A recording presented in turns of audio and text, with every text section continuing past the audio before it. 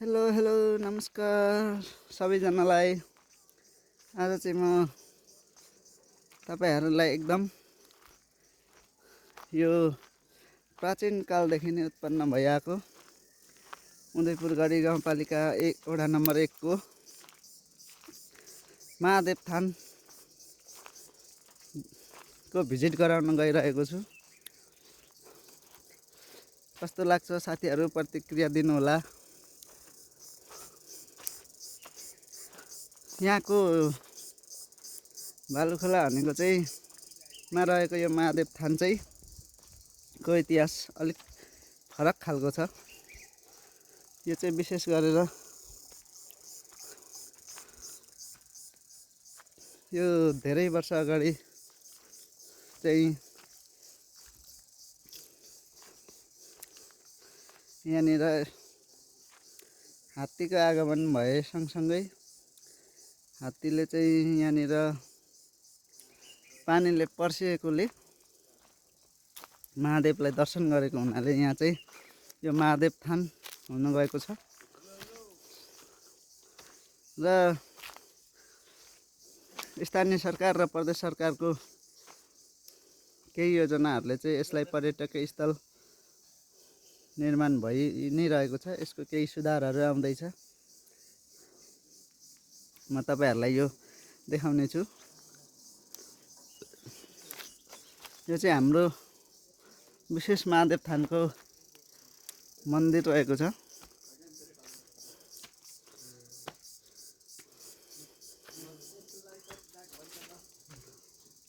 यहाँ चाहिँ मेन मन्दिर रहेको छ भने यसको माथि चाहिँ स्तूपा गजुरहरू पनि छ।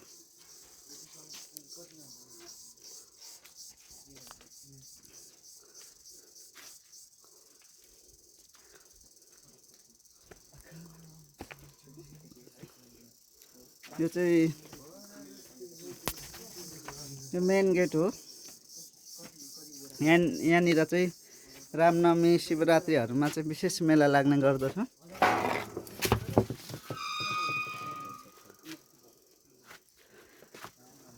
र यहाँ ठुला ठुला गुफाहरू पनि छ।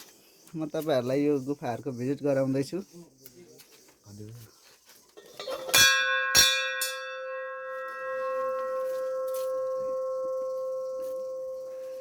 सबैले महादेव थानलाई चाहिँ पूजाआजा गर्न यहीँ आउनुहुन्छ। र यो यहाँ चाहिँ यो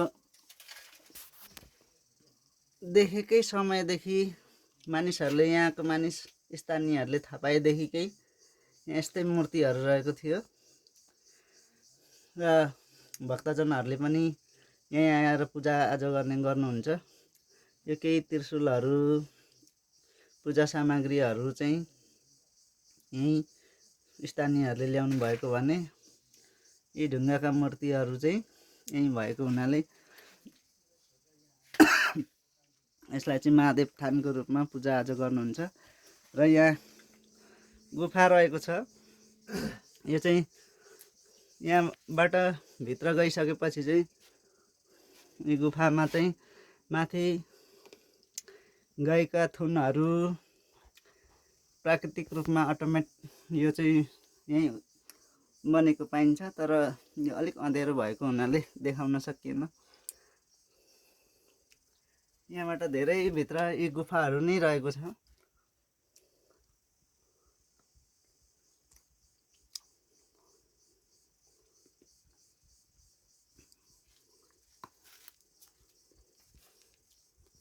र अब केही दिनको रामनवमी मेला पनि यहाँ भव्य र सभ्यको रूपमा चाहिँ सम्पन्न हुने नै छ।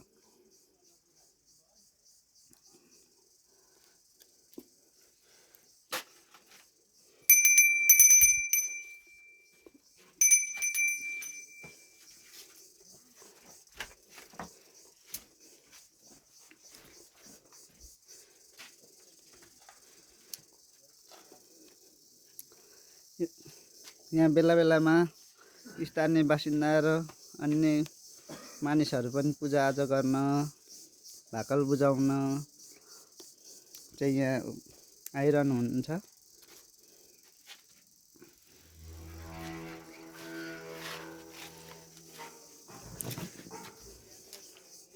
र आफ्नो ठाउँको आफ्नो समुदायमा रहेको आफ्नो पालिकामा रहेको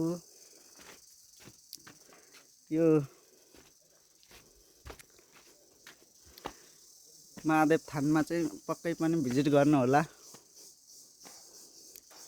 यो चाहिँ सुन्दर ठाउँ रहेको छ र पर्यटनलाई पनि अगाडि बढाउनको लागि पनि तपाईँहरू पक्कै भिजिट गर्नुहुनेछ र यसलाई केही आर्थिक सहयोगहरू पनि गर्नुहुनेछ भन्ने पनि आशा गरेको छु।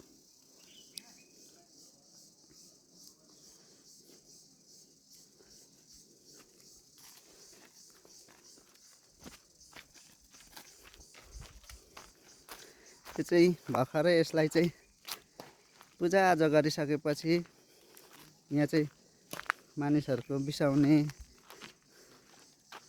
ठाउँहरू पनि निर्माण हुँदैछ। यसलाई अझ केही सुधार गर्नुपर्ने देखिएको छ र केही सुधारहरू पनि हुने पक्कै नै आशा गरेका छौँ।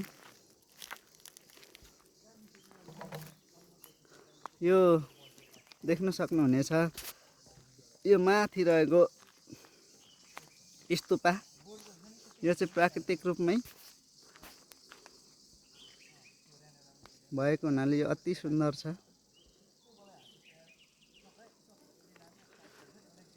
पर्यटन प्रबन्धन है तपाईहरूलाई कस्तो लाग्यो